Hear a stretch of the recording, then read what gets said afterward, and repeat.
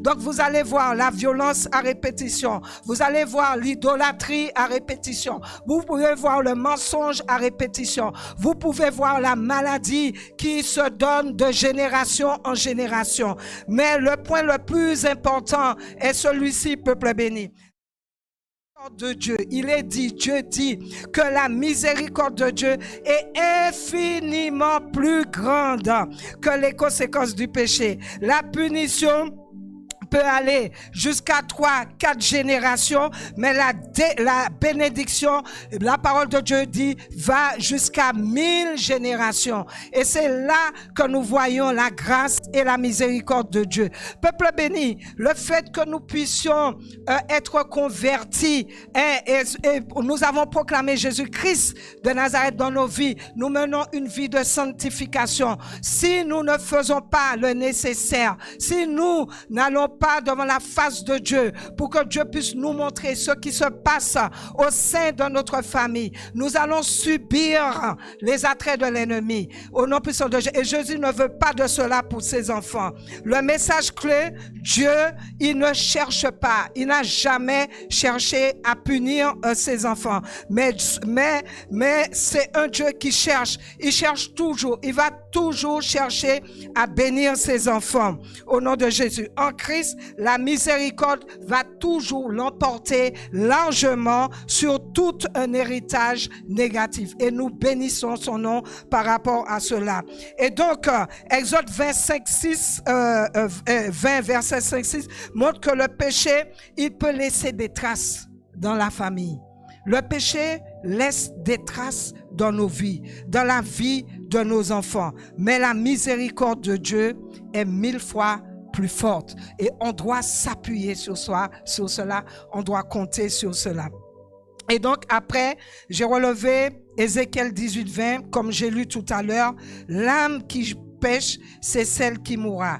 Le fils ne portera pas l'iniquité du père et le père ne portera pas l'iniquité du fils. La justice du juste sera sur lui et la méchanceté du méchant sera sur lui. Donc, ce verset-là, c'est l'un des versets qui est bien plus clair de toute la Bible sur la responsabilité de chacun, sur la responsabilité personnelle. Dieu ne punit pas les enfants pour les fautes des parents. Chacun est responsable de sa propre vie devant Dieu. Le passé de ta famille ne doit pas rester ton destin si tu fais le nécessaire devant Dieu. Et ce passage va corriger, peuple béni, toute idée que nous serions automatiquement, qui a été mis dans notre tête, que nous serions automatiquement condamnés par les fautes de nos ancêtres. Oui, des schémas peuvent se transmettre. Il y a des choses qui se transmettent. Quand vous regardez dans votre famille, vous voyez des choses. Vous connaissez votre famille. Vous savez ce qui se passe dans votre famille. Vous savez ce qui se passe chez votre frère, chez votre soeur, chez les tantes, chez les oncles. Vous observez et vous voyez les schémas à répétition. Et donc, peuple béni, Dieu ne tient pas les enfants coupables de ce que les parents ont fait. Amen. Donc, nous allons aller dans 3 axes pour parler de tout cela. Les conséquences du péché, bien sûr, au travers de Exode 20, peut toucher plusieurs générations. Mais la miséricorde de Dieu, nous l'avons dit, est infiniment plus grande. Et il est dit aussi en 2 que chacun est responsable devant Dieu. Donc tu ne peux pas porter la culpabilité de ta famille. Tu peux choisir effectivement un autre chemin au travers de Ézéchiel 18-20. Et en Christ, les liens sont brisés. Amen. En Christ, les liens sont brisés. Est-ce que tu peux le répéter? En Christ, les liens sont... Il te donne une nouvelle identité, une nouvelle famille, une véritable liberté pour commencer justement cette nouvelle lignée. Est-ce qu'il n'est pas bon ce Dieu-là? Est-ce qu'il n'est pas merveilleux? Alléluia. Bien-aimés dans le Seigneur, aujourd'hui le Saint-Esprit veut nous emmener vraiment dans une réalité qui est vraiment très profonde, une réalité que beaucoup vivent sans toujours la comprendre. Et il y a des combats que nous menons aujourd'hui.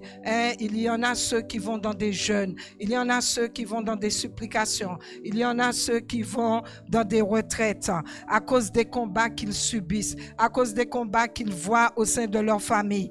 Ils n'ont pas commencé, ces combats-là n'ont pas commencé avec nous. Ces combats-là n'ont pas commencé avec toi. Il y a des luttes que nous traversons qui semblent nous dépasser. On trouve on trouve pas la solution. Ça semble nous dépasser. Des schémas, comme je disais, qui se répètent encore et encore, comme si quelque chose refusait de lâcher prise.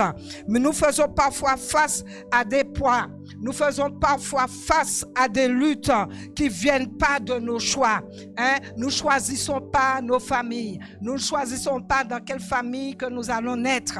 Amen, peuple béni. Mais chaque famille a son histoire. Mais de l'histoire de ceux, nous faisons face à l'histoire de ceux qui nous ont précédés. L'histoire de nos ancêtres. Et certaines batailles, peuple béni, laissent des traces de plusieurs générations. Des fois, ce que nous subissons, plusieurs générations avant nous avaient déjà subi. Et c'est des histoires qui sont inscrites dans l'atmosphère familiale. Ce sont des blessures héritées. Ce sont des modèles répétés. Des fois, nous voyons un enfant qui a un comportement bizarre. Des fois, ce n'est pas la faute de l'enfant. C'est un héritage qui est là. Il y a besoin de délivrance. Il y a besoin de briser les chaînes. Amen. Il y a des luttes qui semblent vraiment trop grandes pour nous, parce qu'elles ne sont pas seulement les nôtres. Elles portent l'empreinte de plusieurs vies, comme je disais, plusieurs vies, de plusieurs générations. Et ces liens-là ont été tissés, retissés dans l'histoire familiale. Ces liens-là ont été tissés dans l'éducation. Ces liens-là, peuple béni, ont été tissés dans les non-dits. Des fois, la famille garde le secret. Les parents, les ancêtres part dans le tombeau avec le secret. Ces liens-là se tisent dans les traumatismes qui ont été transmis, peuple béni. Amen. Alléluia. Et donc, la réponse est souvent complexe parce que certaines chaînes ne sont pas forgées par nos mains. Amen. Mais c'est à nous qui nous revient. Il nous revient à nous de les briser. Et comme je disais, est-ce qu'on peut ramener ce petit Amen? Comme je disais, ce n'est pas le tout de dire que j'accepte le Seigneur et qu'on est là. Il y a des réclamations qui se font et nous devons agir. Amen. Il y a ce qu'on apprend volontairement. Amen. Et ce que l'on absorbe sans même s'en rendre compte. Dans une famille, on peut hériter tellement de choses. On peut hériter la façon de réagir. On peut hériter aussi la façon d'aimer. On peut hériter la façon aussi de se protéger. On peut hériter la façon de se taire. On peut hériter la façon de fuir. On peut hériter, peuple béni, la façon de souffrir. On peut hériter la maladie. On peut hériter la maladie, la liste est tellement longue. Le diabète, hériter hypertension, hériter cancer à répétition dans la famille, hériter la drépanocytaire. Bref, la liste est tellement longue. Les enfants, vous voyez les enfants, nos enfants, ils vont observer. Les enfants, ils vont ressentir. Nos enfants, ils vont imiter. Amen. Ils apprennent les émotions avant même les mots. Les enfants que vous voyez là, ils sont très observateurs. La mère anxieuse, il peut transmettre l'anxiété à l'enfant. Si la mère, elle est anxieuse, même si la mère ne parle pas, même si la mère ne le montre pas, mais ça peut se transmettre. Amen. Même si la mère n'a jamais prononcé, n'a jamais dit j'ai peur, mais la mère peut transmettre cela. Un père absent peut transmettre l'absence, même s'il ne dit pas qu'il sera absent. le fait qu'il ne le soit pas, il peut transmettre cela à son enfant. Une famille qui ne parle pas des émotions peut transmettre aussi le silence comme une règle. Amen. Et quand il y a un problème, l'enfant, il y a comme un blocage. L'enfant ne peut pas s'exprimer. L'enfant ne peut pas, peuple béni. Donc, il y a des blessures transgénérationnelles qui existent. Il y a certaines douleurs ne disparaissent pas. Il y a certaines douleurs dans la famille qui ne disparaissent pas, mais qui se déplacent. Amen. Il y a un traumatisme non guéri dans une génération, un traumatisme qui est non guéri dans une génération, une peur, un comportement. Donc, on peut avoir une peur, comment dire ça? C'est comme un traumatisme qui n'a jamais été guéri. Donc, il y aura une transmission. Il y aura une peur qui va être transmise à une génération. Ensuite, de cette génération, il y aura un comportement un peu bizarre qui va être transmis. Ensuite, dans la génération suivante, il y aura un schéma dans l'autre génération. Donc, les choses se transmettent de différentes façons. Mais le problème, il est toujours là. Les blessures, peuple béni, changent de forme. Mais les blessures vont rester vivantes tant qu'elles ne sont pas reconnues. Amen. Et puis, peuple béni, on ne veut pas décevoir. Des fois, on ne veut pas décevoir la famille. Mais même inconsciemment, on ne veut pas décevoir notre famille. Et alors, on répète parfois les schémas dits de loyauté. Amen, les schémas de loyauté. C'est comme si une voix intérieure qui disait dans toute ma famille, on ne réussit pas trop. On proclame des choses négatives sur nous, sur la famille. De toutes les familles, c'est comme ça. On ne réussit pas. De toute ma famille, j'ai toujours adoré tel Dieu. C'est comme ça. Je ne vais pas changer.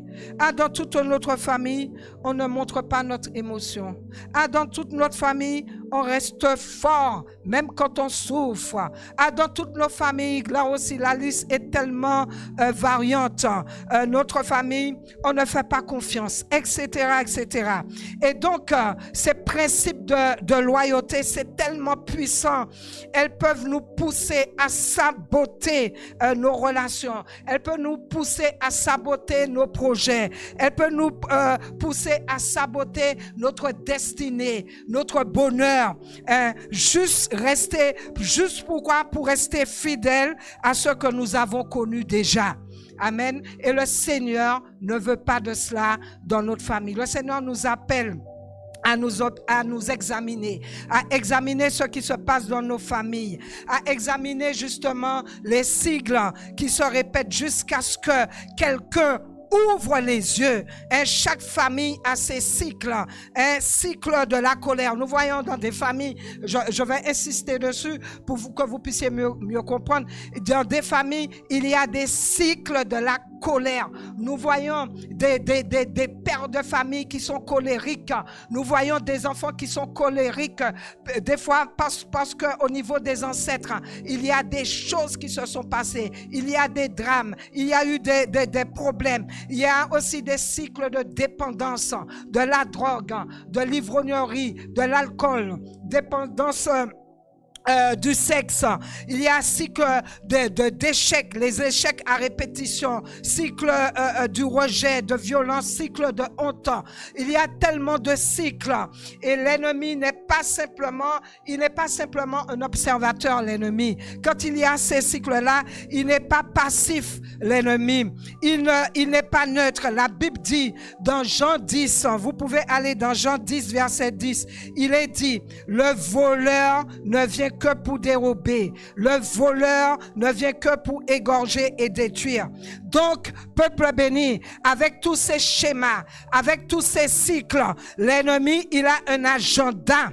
Amen. Il a un miséricorde plutôt. L'ennemi, il a un agenda. Amplifier ce qui n'a pas été guéri, là où il y a la brèche, là où il y a le schéma, là où il y a la maladie, là où il y a, peuple béni, la malédiction. L'ennemi, il vient pour amplifier ce qui n'a pas été restauré, ce qui n'a pas été brisé, ce qui n'a pas été démoli, les hôtels qui l'ont. Il veut transformer une faiblesse dans la famille. Il veut transformer une forteresse. Il veut transformer cette brèche en prison. Il veut transformer une erreur en héritage. Peuple béni. Et donc, il vient amplifier ce que les générations n'ont pas traité. Et quand un péché n'est pas confessé, quand vous voyez que le péché il n'est pas confessé, quand la porte n'est pas fermée, quand un autel n'est pas renversé, quand un pacte n'est pas annulé, peuple béni, l'ennemi considère cela, il va considérer cela comme un droit légal. Amen. Il va considérer cela comme un droit légal sur ta vie. Il a le droit d'emmener la maladie. Il a le droit d'emmener la colère. Il a le droit d'emmener des homicides. Il a le droit d'emmener des suicides dans la famille. Il a le droit d'emmener tout plein de choses. Pourquoi? Parce que le péché, il y a une brèche, il y a une malédiction non traitée là. Il y a un schéma qui est là, qui n'a pas été détruit. Donc l'ennemi, voilà, l'ennemi, il va pas regarder à ton comportement, hein? Il va pas regarder, il va même pas regarder à ce que tu es. Il va pas regarder que tu n'as jamais été chez le marabout. Il ne va pas regarder que tu es gentil. Il va pas regarder que tu n'as jamais fait de mal. Il va même pas regarder peut-être que tu as confessé le nom du Seigneur Jésus-Christ, mais si tu n'as pas fait ce qu'il faut, il va même pas regarder cela. C'est pour cela qu'il agit beaucoup dans l'église. L'ennemi, il va pas regarder, comme je dis, dans ton comportement. Il va pas regarder, peuple béni, ta moralité. Il regarde le sang qui coule dans tes veines. Il va regarder le sang que tu as hérité dans tes veines, le sang qui coule, l'ADN, les gènes, la source qui est dans tes veines. Tu peux être vraiment, comme je dis, gentil. Tu peux être respectueux, bien élevé. Tu peux être quelqu'un de moral, de discipliné, calme. Mais l'ennemi, peuple béni, ne va pas s'attaquer selon ton comportement. Il attaque aussi selon ton sang. Selon ta lignée, il va attaquer. Selon ce que tes ancêtres ont ouvert, il va attaquer. Amen.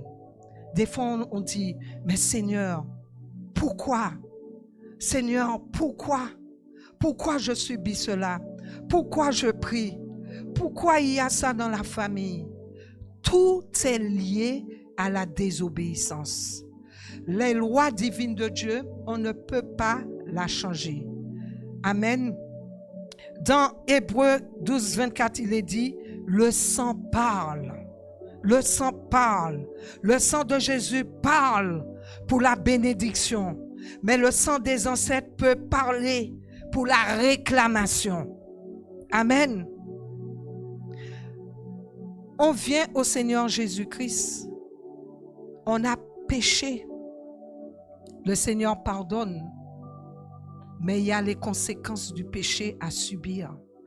Sauf si nous faisons ce qu'il faut. Amen. Les pactes de sang, par exemple, donnent à l'ennemi un droit de réclamation. Et combien de nos ancêtres ont fait des pactes de sang? Et combien de générations de nos parents ont été attirés par ce pacte, à pratiquer ce pacte? Pendant qu'on est en train de pointer du doigt, il y a une histoire depuis au niveau des générations. La parole de Dieu dit, on n'a pas à lutter contre la chair et le sang. On a à lutter contre les principautés des ténèbres. Amen. Il y a une histoire et nous sommes victimes de cette histoire. Et dans beaucoup de familles, il y a eu des pactes occultes. Il y a eu des alliances avec des esprits dans les traditions, dans les coutumes. Il y a eu des sacrifices. Il y a eu des consultations de marabouts, des voyants, des diseuses, des diseuses de bonne aventure. Il y a eu des pratiques de sorcellerie. Il y a eu aussi des serments, il y a eu des malédictions qui ont été prononcées, il y a eu des objets qui ont été consacrés, il y a des autels familiaux. Je ne connais pas une famille où il n'y a pas des autels familiaux. Je ne connais pas quelqu'un qui est rentré dans une famille où la page elle est blanche, où l'histoire démarre à l'instant T. Il y a toujours un historique. Il y a toujours, et l'ennemi ne te poursuit pas pour ce que tu as fait, mais pour ce que tu as ligné. Non seulement, oui, pour ce que tu as fait, mais il te poursuit entre autres pour ce que ta lignée a ouvert. Et donc, je peux même faire un parallèle avec la médecine.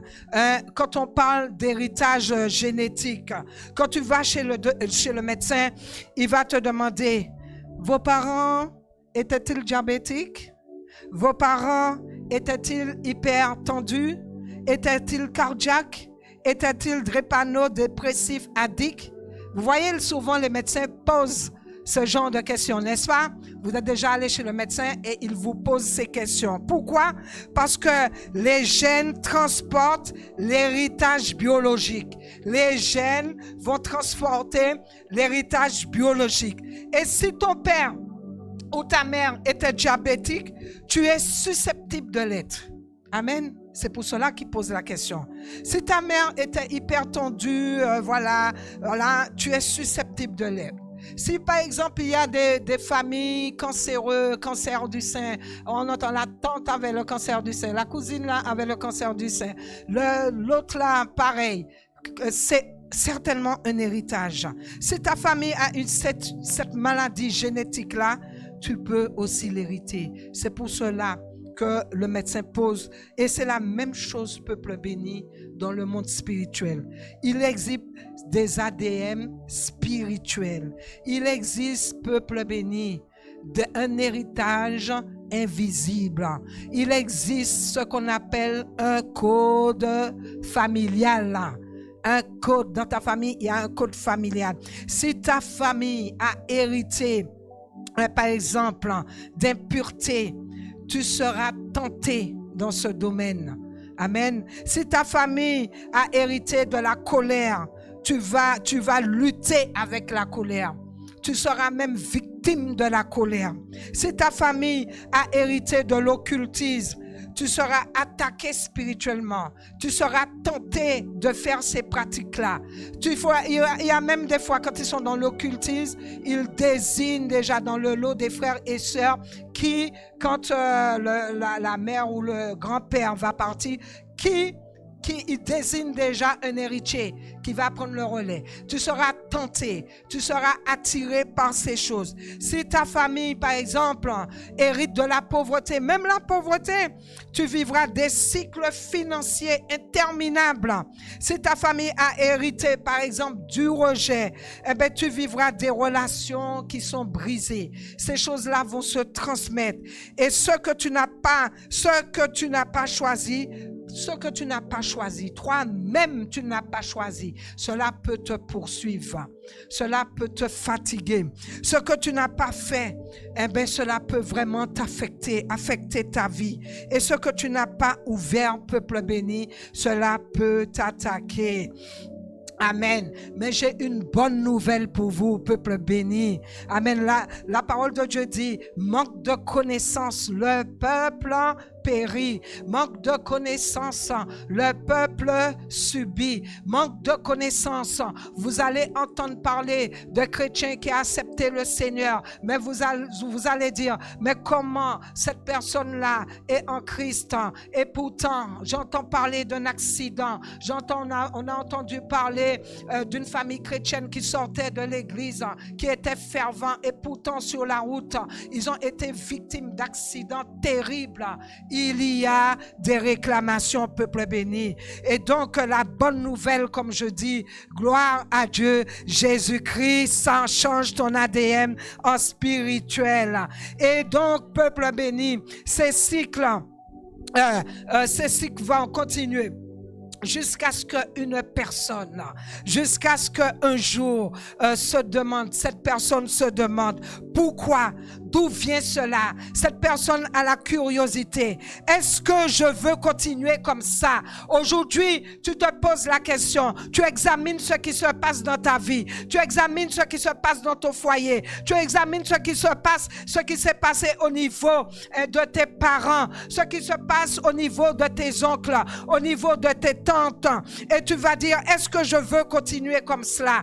Tu regardes ce qui se passe dans ta propre vie et tu te dis, est-ce que je veux continuer comme cela? Et à partir de ce moment-là, c'est déjà une prise de conscience, et déjà, si tu te poses la question, cela veut dire que c'est déjà un début de la libération. Est-ce que Dieu, on pourrait se demander, est-ce que Dieu nous a créés pour être prisonniers de ceux qui nous précèdent? Est-ce que Dieu, peuple béni, nous a créés pour être prisonniers des choses qu'on n'a pas choisies, des portes qui ont été ouvertes? Je peux vous dire que non. La Bible dit, comme je l'ai dit dans Exode 25, que les iniquités de père peuvent avoir un impact jusqu'à plusieurs générations.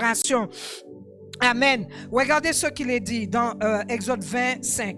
Tu ne te prosterneras point devant elles. Tu ne les serviras point. Car moi, l'Éternel, ton Dieu, je suis un Dieu jaloux, comme je dis, qui punit l'iniquité des pères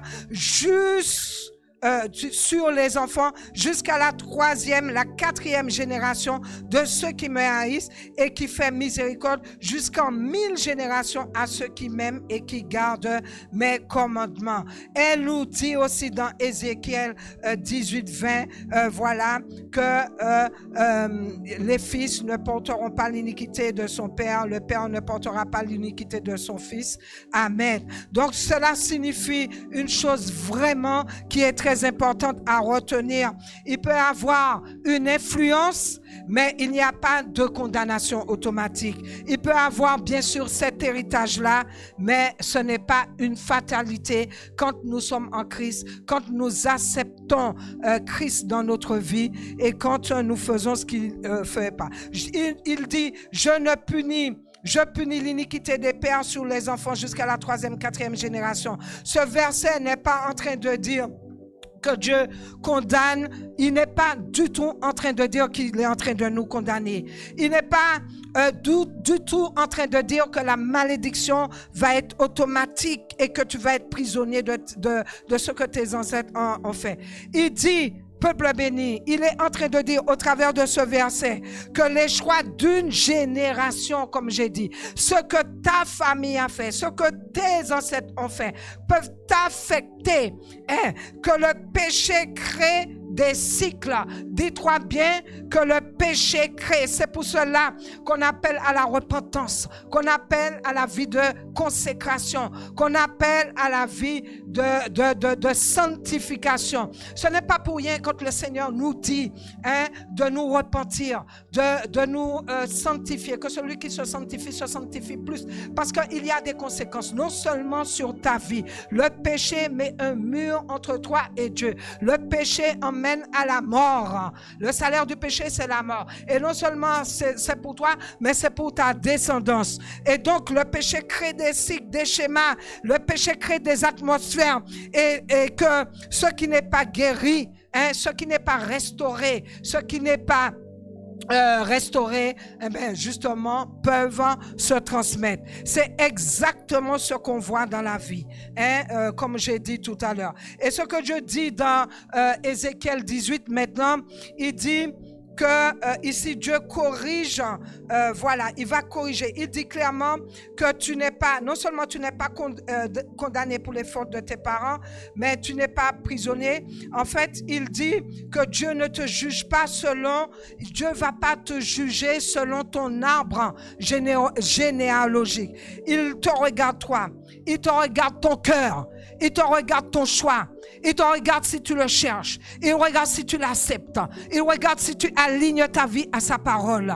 Il regarde si tu es obéissant. Il regarde si tu as cette vie d'intimité avec lui. Si tu es sensible à ta voix. Quand il te montre le péché le plus subtil, le péché, peuple béni, que des fois tu n'es même pas au courant qu'il te montre. Il regarde si tu vas dans la repentance. Il regarde si il y a justement, tu as cette volonté de laisser la parole te transformer, peuple béni. Dieu ne juge pas selon ce que tes ancêtres ont commis, mais il regarde à toi. En résumé, Exode 20, il dit que ce qui n'est pas guéri, en gros, se transmet. En Ézéchiel 18, il dit, mais tu n'es pas obligé, vraiment, tu n'es pas obligé de le répéter. Et en Christ, il dit, peuple béni, je te donne la force de briser ce qui te dépasse. Dis-toi bien, je ne sais pas quelle lutte, je ne sais pas quel combat qu'il y a dans ta vie. Je ne sais pas quelle colère, je ne sais pas quelle blessure, je ne sais pas ce qui se passe dans ta vie. Mais en Christ, peuple béni, Dieu te donne la force de briser ce qui te dépasse. Et nous allons aller dans des exemples. Nous allons pas tout lire, parce que c'est tellement long. Nous allons prendre l'histoire de David et de ses fils. Amen. Vous connaissez à peu près tous l'histoire de David et de ses fils. Un héritage, au travers de ce récit, nous allons voir un héritage de sexualité brisée et un héritage aussi de violence dans 2 Samuel 11, 18, 14 à 17. Vous pouvez déjà préparer dans 2 Samuel, 14 à 18. Alors, j'ai relevé 11, 14, je ne sais plus. Bon, bref, voilà. Donc, c'est l'un des exemples les plus forts dans toute la Bible. Ce qu'on appelle un héritage au travers de l'histoire de David, un héritage non traité, un péché, peuple béni, un péché qui est non confronté au travers de tous ces récits. J'ai envie de dire, peuple béni, l'histoire est tellement, comment dire, exagérée, exagérée, je dis bien exagérée. J'ai envie de dire une malpropreté spirituelle dans cette histoire-là, qui, faute d'être confessée et déracinée, s'est transmis, ça s'est amplifié, et non seulement ça s'est amplifié, mais ça a détruit la génération suivante. Vous allez mieux comprendre. Dans 2 Samuel. Et à partir, je n'ai pas noté le chapitre, mais je pense que vous allez le trouver. Il est dit, le lendemain matin, David écrivit une lettre à Joab et l'envoya par la main d'Uri. Il écrivit dans cette lettre, placez Uri au plus fort du combat et retirez-vous de lui afin qu'il soit frappé, afin qu'il meure. Joab, en assiégeant la ville, plaça Uri à l'endroit qu'il avait défendu par de vaillants soldats. Ah ouais, c'est bien ça. J'avais dit 11. Voilà, c'est 2 Samuel 11 et le verset 14. Amen. Donc, je reprends. Vous avez trouvé au moins? Parce que j'avais dit 11, mais je n'avais pas donné les versets. Après, j'ai dit les versets et je n'ai pas donné le chapitre. Donc, 2 Samuel 11 et le verset 14. Le lendemain matin, donc je ne reprends pas toute l'histoire, mais vous avez la possibilité de lire tout le récit. Le lendemain matin, David écrivit une lettre à Joab et l'envoyait par la main d'Uri. Il écrivit dans cette lettre, placez Uri au plus fort du combat et retirez-vous de lui afin qu'il soit frappé et qu'il meure. Joab, en assiégeant la ville, plaça Uri à l'endroit qu'il savait défendu par de vaillants soldats. Les hommes de la ville firent une sortie et se battirent contre Joab. Plusieurs tombèrent parmi le peuple, parmi les serviteurs de David, et Uri le Héthien fut aussi tué. Amen. Donc, peuple béni, quand on lit toute l'histoire, nous voyons que David était un homme selon le cœur de Dieu. Et David, il tombe dans un péché très grave, le péché d'adultère avec Bathsheba, David le roi. Et ensuite, il commet le meurtre d'Uri, le mari de cette femme, pour couvrir son péché. Et ce qui est frappant, c'est que David, il pensait cacher ce péché. Il pensait que ce péché serait resté secret. Mais devant Dieu, peuple béni, rien n'est caché. Amen. Et même devant le diable, rien n'est caché, puisque c'est lui qui inspire à faire ces bêtises, ces péchés. Rien n'est caché. Et donc, il est dit dans 2 Samuel 12, 10, l'épée ne s'éloignera jamais de ta maison. Quand vous regardez, voilà, dans 2 Samuel, l'épée ne s'éloignera jamais de ta maison. Pourquoi? Parce que David, ce qui s'est passé, c'était un homme selon le cœur de Dieu. David, il a été dans la repentance. Nous connaissons le psaume 51 où David, il a été véritablement dans une repentance. Mais il est dit dans 2 Samuel 12, 10, l'épée ne s'éloignera jamais de ta maison. Pourquoi? Parce que David n'a pas traité le problème à la racine. Il a demandé pardon, oui, mais il n'a pas déraciné la tendance. Il n'a pas corrigé les modèles familiers. Il n'a pas protégé sa maison. Amen. Au travers du péché, il y a quelque chose qui a été bâti spirituellement. Et il n'a pas traité cela.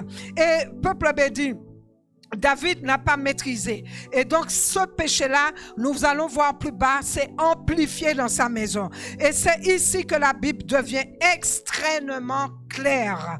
Le péché, quand il dit que le péché non traité dans une génération va devenir une forteresse dans la suivante. Amen. Le péché qui n'a pas été traité dans ta famille, même si le Seigneur va te pardonner, si ce péché n'a pas été traité comme il faut, il va devenir une forteresse dans la génération, au niveau de tes enfants, des enfants de tes enfants, etc. Donc, le péché sexuel de David devient un péché sexuel très violent chez son fils. David, qu'est-ce qu'il a fait? Il a convoité une femme. Ensuite, qu'est-ce que nous voyons? Nous voyons dans l'histoire que Amon, le fils de David, va convoiter dans la famille sa propre sœur. Ce qui était un acte adultère va se transformer. Il va être là. Et le problème va être là. Mais le problème va se transmettre dans une autre facette. Ce problème d'adultère va devenir dans la famille un acte d'inceste. Le péché, comme je dis, non traité, va s'amplifier toujours. Et donc, nous allons voir, quand vous lisez encore plus loin, dans 2 Samuel 13, 28 à 29, vous pouvez prendre note. Nous allons voir Absalom qui tue Amon. Donc, regardez ce qui se passe. David, il va demander à ce qu'on place Uri à un niveau de la guerre au premier rang pour qu'il soit, c'est une forme de manipulation, c'est une forme de trahison pour que Uri soit tué, pour qu'il puisse garder la femme d'Uri, peuple béni. Il va tuer Uri pour couvrir son péché. Et qu'est-ce que nous allons voir dans cette lignée? Nous allons voir Absalom qui va tuer Amon pour couvrir la honte familiale.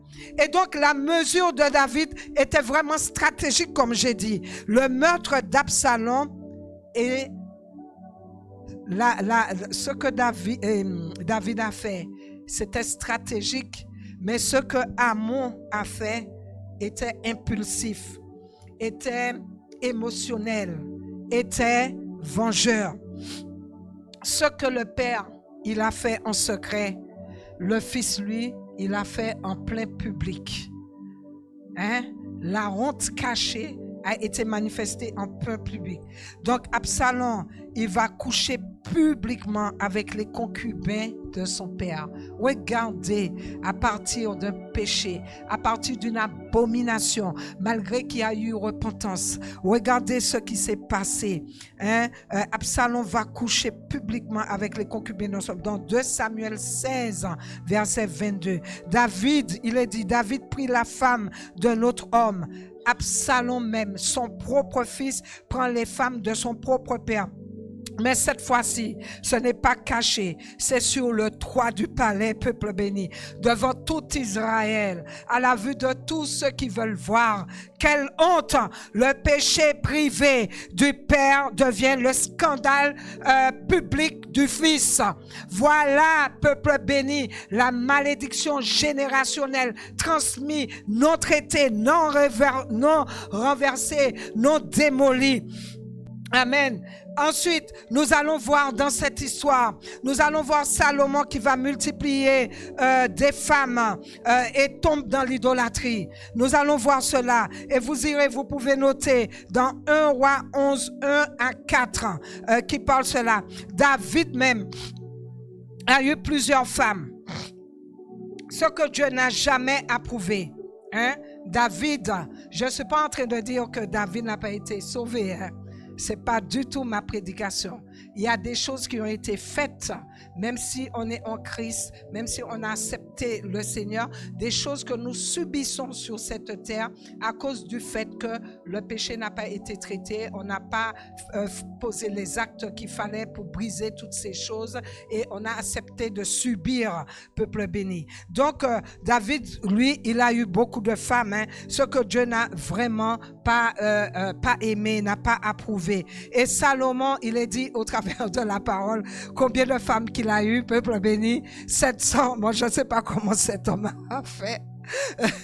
Il a eu 700 plus 300 concubines, peuple béni. Et donc David a péché. Il a péché avec une femme, mais Salomon a péché avec 1000. Vous vous rendez compte? De génération en génération, pour vous montrer comment le truc, il prend racine, il prend force, il se développe, il s'installe et les forteresses sont en train, voilà. Donc ce que David a toléré, on peut dire que Salomon l'a normalisé à cause de la malédiction générationnelle. Donc pourquoi cela s'est-il amplifié? Pourquoi? Parce que David a demandé pardon, mais comme je disais, il n'a pas traité la racine. Il a confessé son péché, mais il n'a pas corrigé ses comportements. Amen.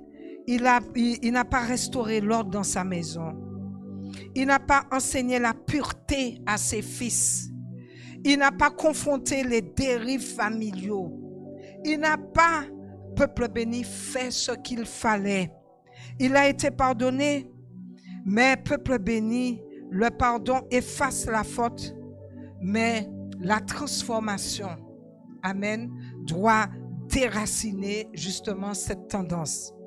Parce que, comme je disais tout à l'heure, les enfants, ils vont reproduire ce que les parents tolèrent. Ils vont reproduire ce que les parents tolèrent. Amen. Les enfants, ils n'imitent pas ce que tu dis. Ils vont imiter ce que tu vis. Amen. Peut-être qu'il a demandé pardon, mais la tendance, le fait que les choses n'ont pas été, il n'a pas été à la racine, faire ce qu'il fallait, démolir les autels, etc., que sais-je, il y a eu, en tout cas à cette saison, cette période-là de ces enfants, les enfants même ont imité. Voilà, David aimait Dieu, mais il avait ce problème-là. Il avait ce problème avec la sexualité. Il aimait Dieu, mais ce problème n'était pas traité. Il avait ce problème avec la sexualité. Il avait ce problème avec les femmes. Il avait ce problème avec la gestion de ses désirs. Il avait ce problème-là pour mettre la discipline dans la famille. Et ses fils ont hérité de ses forces, de sa force, mais ils ont hérité aussi de sa faiblesse.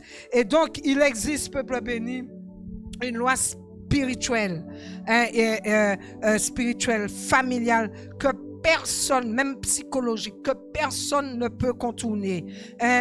Les enfants vont imiter ce que tu es. Tu peux parler, mais ils vont surtout regarder ce que tu es et ce que tu fais. Ils vont l'imiter. Tu peux même prêcher dans ta famille la sainteté, mais si tu vis dans le compromis, les enfants, ils vont retenir le compromis. Amen. Si tu ne vis pas ce que tu prêches dans ton foyer, ne fais pas ci. Il n'est pas bien de faire ça. Il n'est pas bien d'aller là. Mais toi-même, tu le fais. Toi-même, tu y vas. Toi-même, ne sois pas colérique. Mais toi-même, tu es. Tu comprends? L'enfant, il va vivre ce qu'il voit. Amen. Tu peux dire à ton enfant, prie. Mais si tu ne pries jamais, ton enfant ne va jamais prier. Tu vas parler midi à 14h, mais ton enfant ne te voit jamais prier. On va jamais dans la prière avec lui. On l'emmène jamais dans les lieux de culte. Et on veut que notre enfant ait la sagesse de Dieu. On veut que nos enfants soient sous la protection de Dieu. Et nous-mêmes, nous allons pas certains ne vont pas, parce que nous sommes là, amen, gloire à Dieu. Certains ne vont pas dans la présence du Seigneur et ils veulent que leur enfant s'approche de Dieu. Tu veux dire, soit tu lui dis, sois pur, sois gentil, sois tout ce que tu veux, mais tu vis dans l'impureté. Mais l'enfant, il va retenir l'impureté. Tu vas dire, respecte le prochain, respecte Dieu, mais toi-même, tu as une vie de dévergondé, tu ne respectes pas, tu insultes, etc. L'enfant va regarder tout ça et l'enfant, il va reproduire. Les enfants suivent, ils ne suivent pas les instructions, mais ils suivent les empreintes des parents. Amen. Et nous devons faire très attention. Ils ne vont pas reproduire ce que toi, tu espères, mais ils vont reproduire ce que toi, tu vis et ce que toi, tu permets. Amen. Et ils reproduisent ce que toi, tu pratiques, ce que toi, tu tolères. Ce que tu ne maîtrises pas va te maîtriser. Et nous avons tout intérêt à bien maîtriser toutes ces choses, que Dieu puisse nous révéler toutes ces choses. Parce que le diable, comme je disais, il va toujours amplifier toujours ce qui n'est pas guéri. Le péché qui non traité va devenir une proie. Le péché non traité va devenir un modèle dans ta famille. Le péché non traité dans ta famille va devenir un héritage. Le péché qui est non traité va devenir un terrain légal pour l'ennemi, pour les réclamations. Et ce que David a ouvert, l'ennemi, il a bien exploité. Il a très bien exploité dans la génération suivante. Même là, en actualité, là, on entend parler d'un frère qui a tué l'autre frère. Quand on remonte l'histoire, la mère a été tuée de quelque chose. On entend parler, d'homicides qui se font, toutes ces choses-là, peuple béni, Et donc, David n'a pas tout cela, tout ce que David a fait, a ouvert justement cette brèche-là dans sa maison. Un péché dans ta vie non traité va devenir un géant dans la vie de tes enfants. Pitié, miséricorde. Ce que tu tolères en toi, tes enfants, ce que tu tolères en toi, tes enfants vont le pratiquer sans honte, sans gêne, en plein public, devant tout le monde. Ce que tu caches, même ils vont l'exposer pour toi. Ce que tu minimises, eux-mêmes, ils vont le maximiser. C'est comme ça, peuple béni. Et quand nous allons dans l'histoire de Gédéon, amen, il me reste encore, on va fractionner. Encore. On va avancer encore plus loin. Je vais vous emmener dans l'histoire de Gédéon, de Juge 6. Amen. Nous allons lire cette histoire-là. l'histoire de Gédéon dans Justice, c'est exactement, peuple béni, l'un des récits bibliques les plus puissants pour pouvoir comprendre l'héritage familial, pour pouvoir voir les cycles transgénérationnels, la révélation du Saint-Esprit et comment Dieu nous appelle à briser ce qui a été construit avant nous. Amen. Et on va le décortiquer ensemble, mais de façon vraiment percutante, vivante, profonde, spirituelle. On ne pourra pas tout lire, hein? On va lire par fraction, mais je vous invite à lire tout le récit dans Juge 6. Amen. Donc, les enfants d'Israël firent ce qui déplaît à l'Éternel. Amen. Miséricorde. Et l'Éternel les livra entre les mains de Madian. Pendant 7 ans, la main de Madian fut puissante contre Israël pour échapper à Madian. Les enfants d'Israël se retiraient dans les ravins des montagnes, dans les cavernes et sur les rochers fortifiés. Quand Israël avait semé, Madian montait avec Amalek et les fils de l'Orient et il marchait contre lui. Il campait en face de lui, détruisait les productions du pays jusqu'à vers Gaza et ne laissait en Israël ni vivre, ni brebis, ni bœufs, ni âmes, car ils montaient avec leurs troupeaux et leurs tentes. Ils arrivaient comme une multitude de sauterelles. Ils étaient innombrables, eux et leurs chameaux, et ils venaient dans le pays pour le ravager. Israël fut très malheureux à cause de Madian, et les enfants d'Israël crièrent à l'Éternel. Lorsque les enfants d'Israël crièrent à l'Éternel au sujet de Madian, l'Éternel envoya un prophète aux enfants d'Israël. Il leur dit: ainsi parle l'Éternel, le Dieu d'Israël. Je vous ai fait monter d'Égypte et je vous ai fait sortir de la maison de servitude. Je vous ai délivré de la main des Égyptiens et de la main de tous ceux qui vous opprimaient. Et je les ai chassés devant vous. Je vous ai donné leur pays. Votre Dieu. Je suis l'Éternel, votre Dieu. Vous ne craignez point les dieux des Amoréens dans les pays desquels vous habitez, mais vous n'avez point écouté ma voix, etc. Après, il est dit un peu plus loin, donc l'histoire elle est vraiment longue.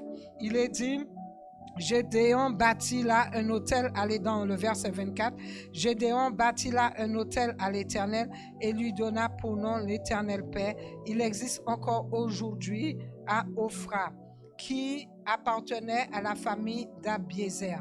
Dans la même nuit, l'Éternel dit à Gédéon: prends le jeune taureau de ton père et un second taureau de 7 ans, renverse l'autel de Baal qui est à ton père et abat le pieu sacré qui est dessus. Tu bâtiras ensuite et tu disposeras sur le haut de ce rocher un autel à l'Éternel ton Dieu. Tu prendras le second taureau et tu offriras un holocauste avec le bois de l'idole que tu auras abattu. Amen. Donc, comme je dis, vous allez pouvoir lire tout le récit. C'est pour ça que j'aime bien, excusez-moi, lire sur la tablette, parce que c'est pas trop éclairé et j'ai un petit peu de mal. Donc, voilà. Donc, cette histoire de Gédéon dans Justice 6, comme je disais, c'est vraiment exactement ce récit biblique qui va nous faire comprendre ce que c'est que l'héritage. Non, c'est bon. Non, c'est bon, merci. Donc, c'est pour pouvoir comprendre, on va pouvoir comprendre ce que c'est que l'héritage familial, les sigles là qu'on a parlé. Nous allons voir qu'il faut aussi que nous puissions avoir la révélation du Saint-Esprit et comment le Seigneur nous amène à briser ces choses-là. Donc, Justice commence par une phrase qui est très lourde. Il dit: les enfants d'Israël firent ce qui déplaît à l'Éternel. Amen. déjà, il commence. Les enfants d'Israël firent ce qui déplaît à l'Éternel. Donc, Israël, quand on regarde, on lit le récit, on voit que Israël était un peuple qui était oppressé. Il y avait les Madianites qui étaient en train de tout détruire. Le peuple qui vivait dans la peur. Il se cache dans les cavernes. La pauvreté est partout. C'est le désarroi. C'est un héritage, peuple béni, familial. C'est un héritage national de peur. C'est un héritage, nous voyons là au travers de cela, un héritage de pauvreté, un héritage d'idolâtrie. Nous voyons au travers de ça un héritage d'échec. Et Gédéon naît, il va arriver dans cette famille, il va arriver, il n'a rien demandé, il va arriver dans ce contexte-là. Et Gédéon, il va naître, comme je dis, dans ce contexte. Il n'a rien choisi. Il n'a pas choisi cette famille. Il n'a pas choisi d'être là. Il va hériter d'un climat spirituel qui est très lourd. Il va se retrouver au milieu de cela. Il va vivre dans un cycle qui ne vient pas de lui. Et comme beaucoup de gens aujourd'hui, comme beaucoup parmi nous, que nous vivons des choses que nous n'avons pas demandées, nous vivons des maladies que nous n'avons pas choisies dans nos gènes, nous vivons ces choses. Et ça a été le cas de Gédéon. Et donc l'état de sa famille, pourquoi sa famille était comme cela? Parce que dans sa famille, il y avait un autel de Baal qui était dans la maison, qui était érigé par les parents. C'est là que ça devient fort. La Bible dit, il dit dans Juge 6, verset 25, dans Juge 6, verset 25, il dit, peuple béni, dans la même nuit, l'Éternel dit à Gédéon, prends le jeune taureau de ton père et un second de 7 ans et renverse l'autel de Baal qui est à ton père et abat le pieu sacré qui est dessus. Amen. Donc la Bible dit que le père de Gédéon, Joas, avait un autel de Baal, avait un poteau d'Astarté.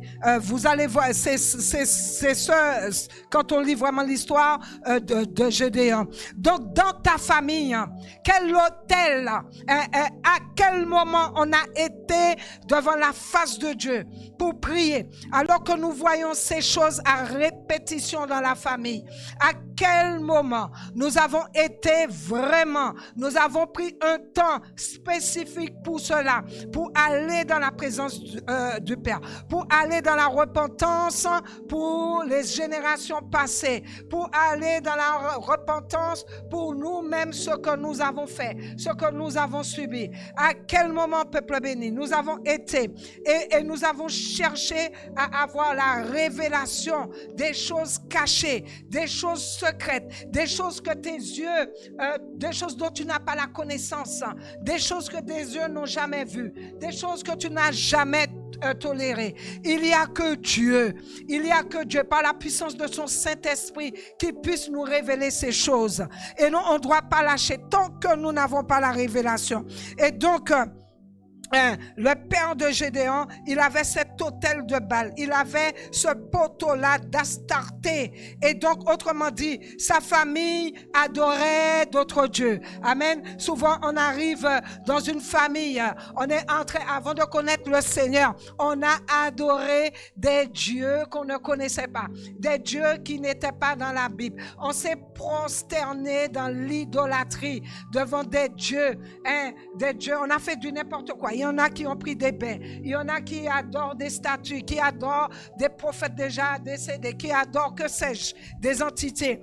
Il y avait un héritage spirituel dans la famille de Gédéon, un héritage pollué. Il y avait dans cette famille un cycle d'idolâtrie. Il y avait vraiment une porte qui était ouverte à l'oppression.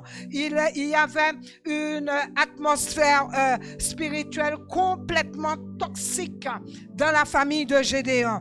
Et Gédéon n'était pas seulement oppressé par les Madianites. C'est pas seulement les Madianites, mais il était oppressé par l'héritage spirituel qui était propre à sa famille, érigé par son père érigé par les ancêtres. Peut-être que les ancêtres des ancêtres, que sais-je. Et ils ne le savaient même pas. Amen. Il ne le savait pas. Et Dieu lui apparaît et lui révèle son identité. L'ange de l'Éternel, il est dit dans Juge 6:12, l'ange de l'Éternel est avec toi, vaillant héros. Amen. Le Seigneur dit, l'ange de l'Éternel est avec toi, vaillant héros. Le Seigneur te dit, l'ange de l'Éternel est avec toi, vaillant héros. Et je peux vous assurer que c'est un évangile de l'heure. Parce que nous voyons tellement de personnes, ils veulent rester dans la sanctification. Mais il y a une force, il y a quelque chose qui les attire, il y a quelque chose qui les domine, il y a quelque chose, peuple béni, qui est là. Ils veulent avoir une vie de prière constante, mais ils n'arrivent pas. Il y a quelque chose là, dans le secret, dans les coulisses, qui est là, qui empêche, qui gêne. Ils veulent, des fois, il y a tellement de choses sales qui peuvent se passer au sein d'une famille, mais c'est que Dieu qui peut révéler. Et le Seigneur te dit, comme Gédéon, l'Éternel est avec toi.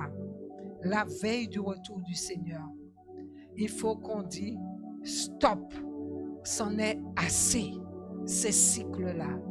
Stop. Et nous devons avoir la foi que Dieu est avec nous. Amen.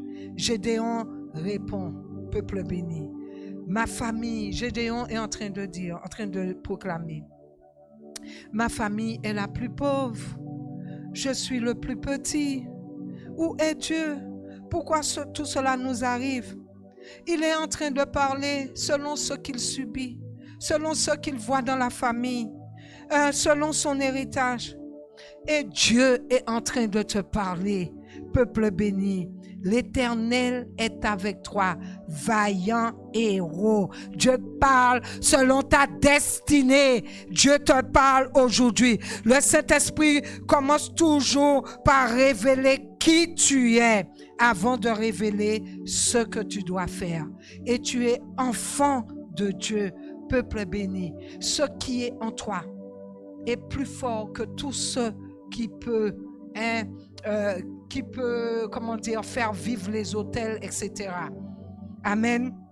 Dieu ne dit pas seulement, il n'est pas en train de dire à Gédéon, tu vas vaincre les Madians. Il dit d'abord, il va lui dire d'abord, renverse l'autel de Baal qui appartient à ton père. Pourquoi? Parce que tu ne peux pas vaincre l'ennemi extérieur tant que l'ennemi intérieur n'est pas traité. Amen. Commence à renverser là tout ce qui est dans ta famille, peuple béni. Tu ne peux pas briser. Il ne pouvait pas briser un cycle qui était répandu. Tu ne peux pas briser un cycle. Tu ne peux pas briser un cycle qui était, j'ai envie de dire, national. Si tu ne brises pas déjà le cycle qui est familial. Amen. C'est pour ça dans l'église, quand je dis, il y a besoin de délivrance. Le peuple vient avec des problèmes. Mais c'est nous-mêmes. On a notre propre autel qui n'a pas été brisé, on n'a pas été délivré de ces choses-là. Comment on peut aller pour pouvoir briser les autels des autres? Amen. Il faut vraiment déjà commencer, peuple béni, à cela. Tu ne peux pas marcher dans ta destinée si tu ne fermes pas les portes ouvertes dans ta maison. Et la délivrance va commencer par justement la révélation. Et cette révélation va venir du Saint-Esprit. Amen. Va venir du Saint-Esprit. Gédéon, il n'avait pas vu le problème. Gédéon n'avait pas vu l'autel. Pour lui, c'était normal. Pour lui, c'était traditionnel. Pour lui, c'était culturel. Pour lui, c'était famille, les habitudes de famille. Le Saint-Esprit lui montre ce que la famille tolère. Eh bien, moi, je ne le tolère pas. Amen. Et donc, ce que Dieu lui demande, Dieu va lui demander de détruire cet héritage toxique. Amen. Dieu lui dit, renverse l'autel de Baal. Amen. Il va lui dire, va renverser l'autel de Baal. que ton père a érigé. Et le Seigneur nous dit aujourd'hui, allez renverser l'autel de Baal. N'oublions pas que ce qui est lié sur cette terre est lié. Amen, là-haut. Amen. Donc, renverse l'autel de Baal. Va couper le poteau d'Astarté. Et ensuite, il va lui dire, construis un autel à l'Éternel à la place et offre par-dessus tout un sacrifice. Et donc, c'est un processus spirituel que le Seigneur lui donne de façon très puissante. Renverser l'autel, c'est-à-dire briser les cycles, c'est-à-dire de venir briser les habitudes. Il lui demande de briser les schémas hérités, Il lui demande de briser toutes ces choses-là pour commencer. Après, il lui demande de briser. Après, il va lui demander de couper. Il va lui demander de tailler. Il va lui demander de rompre les liens. Il va lui demander de rompre les influences. Il va lui demander de rompre les attaches spirituelles. Et ensuite, peuple béni, il va demander de bâtir, de rebâtir ce qui a été démoli. Il va demander de rebâtir, établir une nouvelle atmosphère. Il va demander d'établir une nouvelle identité, une nouvelle lignée. Et ensuite, il y aura le sacrifice. Sacrifier ta vie. Il va devoir sacrifier sa vie, sa famille, son histoire, sacrifier tout cela à Dieu. Amen. Fermer les portes spirituelles. Donc Dieu ne veut pas seulement que tu détruises, mais il veut que tu puisses te reconstruire. Il veut que, après avoir démoli, tu puisses garder la porte fermée. Amen, les portes spirituelles fermées. Et pourquoi? Gédéon, il a fait la nuit. Bon, l'histoire parle qu'il a fait la nuit. C'est certainement parce qu'il avait peur. Bon, et c'est tout à fait normal. Mais Dieu n'était pas en train de lui reprocher sa peur, mais Dieu voulait juste qu'il puisse obéir. Et donc, peuple béni, tu n'as pas besoin d'avoir les muscles, tu n'as pas besoin d'avoir des armes, je ne sais pas quoi là, pour pouvoir aller briser un cycle. Tu as juste besoin d'obéir. Tu as besoin du nom de Jésus. Tu as besoin de l'armure spirituelle. Tu as besoin du sang de Jésus. Amen. Et donc, le résultat, nous voyons la rupture dans cette lignée. Après avoir, quand il a détruit Gédéon, quand il a détruit justement cet hôtel familial, eh bien, nous allons voir au travers de l'histoire que l'oppression va commencer à reculer. Nous allons voir que l'identité de Gédéon, il va changer et l'Esprit de Dieu va venir sur lui. La parole de Dieu dit que l'Esprit de Dieu va venir sur lui et il rassemble une armée et il devient même Gédéon un libérateur. Il change l'histoire de sa nation. Amen. Donc, cette victoire-là autour de lui, peuple béni, commence déjà par cette victoire-là qu'il a eue dans la famille. Et la victoire familiale commence justement par la révélation de ce que Dieu va nous montrer. Amen. Et c'est ça le problème. Le problème, c'est ça. Le problème, c'est le manque d'intimité. Le problème, c'est le manque de sensibilité à la voix de Dieu. Le problème, c'est le manque de connaissance. Le problème, c'est la désobéissance. Le problème, c'est le manque de discernement. C'est ça le problème, le bas à bas.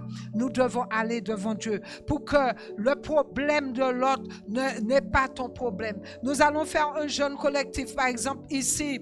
Amen. Ce que tu vas combattre dans ton combat spirituel, ce n'est pas le combat de l'autre. Amen. Le problème, il est familial. Le problème, il est personnel. Amen. Chacun a un combat différent. Et c'est le Saint-Esprit qui va nous le révéler. Amen. L'histoire de Gédéon est en train de nous dire, et après cela, on va s'arrêter parce qu'il y aura une autre suite. Mais tout cela pour vous dire que l'histoire de Gédéon nous dit que tu peux naître dans un héritage brisé.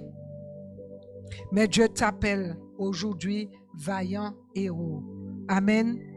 Tu peux vivre dans un cycle familial toxique, mais Dieu te donne la révélation pour voir ce qui se passe. Tu peux être entouré d'hôtels, de choses que tu n'as pas construites, mais Dieu te donne l'autorité, la capacité, la puissance au nom puissant de Jésus de les renverser. Tu peux être marqué par l'histoire de ta famille, mais tu n'es pas condamné par cette histoire.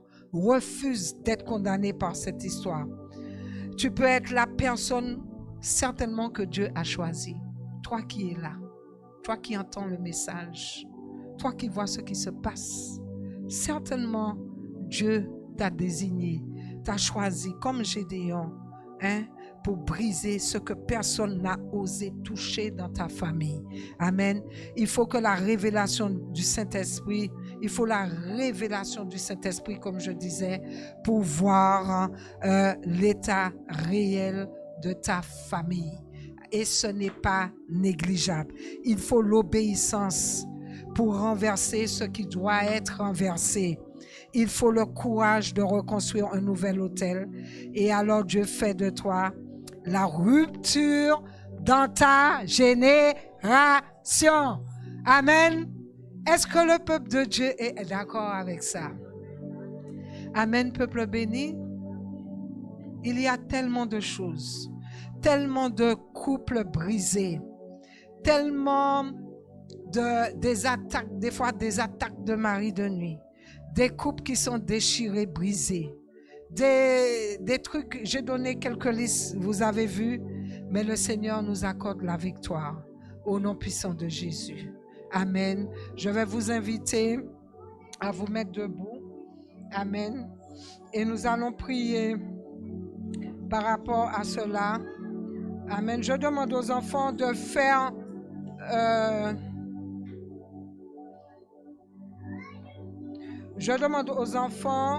de faire silence parce que le culte n'est pas terminé. Le culte n'est pas terminé, pardon. Et je demande aux enfants, s'il vous plaît, soyez gentils. Nous allons continuer. Je vous invite, peuple béni, à vous mettre debout. Amen. Et ce que je peux vous dire, peuple béni, la bonne nouvelle, c'est que Jésus-Christ, si vous m'entendez, peut arrêter l'héritage non traité. En Jésus-Christ, nous pouvons arrêter cet héritage. Amen. Si David, lui, il a échoué dans ce domaine, Dieu, il a envoyé un descendant même de David, Jésus, pour briser ce cycle-là. Amen.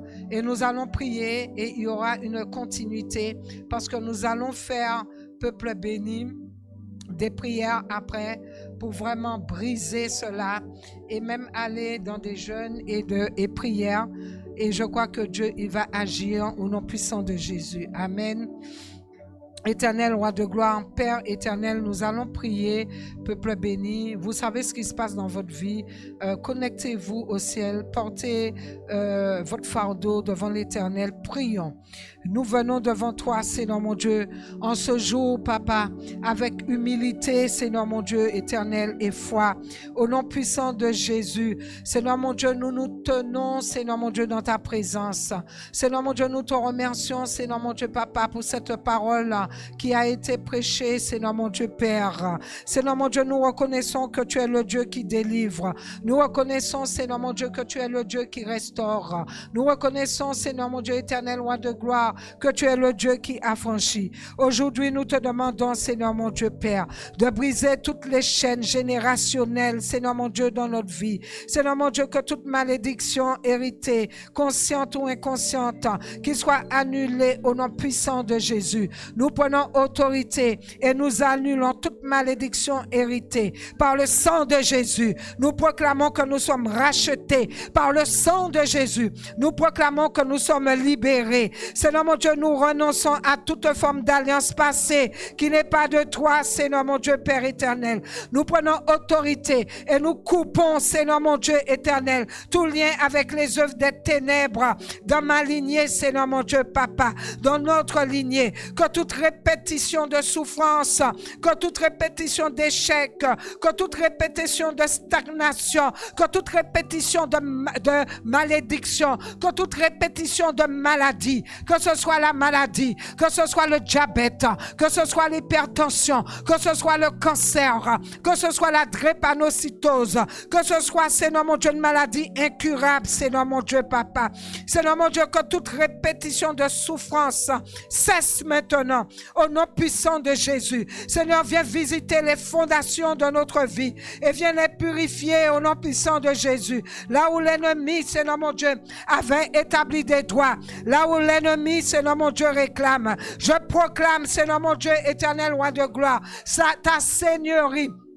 Au nom puissant de Jésus, que ta lumière, Seigneur mon Dieu, chasse, Seigneur mon Dieu, toute obscurité cachée dans nos vies, Seigneur mon Dieu. Seigneur mon Dieu, nous déclarons que nous sommes une nouvelle créature en Christ.